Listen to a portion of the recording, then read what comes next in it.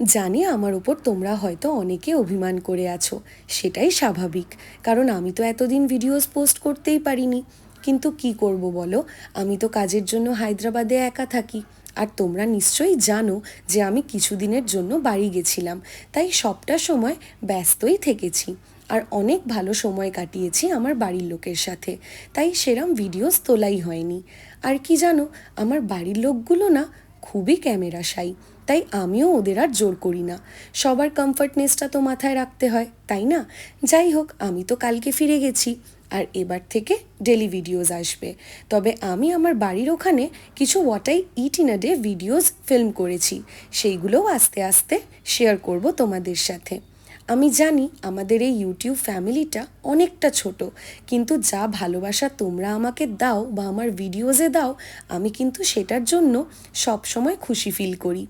ঘরে এসে তো ঘর গোছাতেই পুরো সকালটা চলে গেল, প্রায় দুপুরই হয়ে গেছিল। আর কি, আমার ভিডিওস যদি তোমাদের ভালো লাগে তাহলে লাইক, শেয়ার আর সাবস্ক্রাইব করে আমাকে একটু সাপোর্ট করো।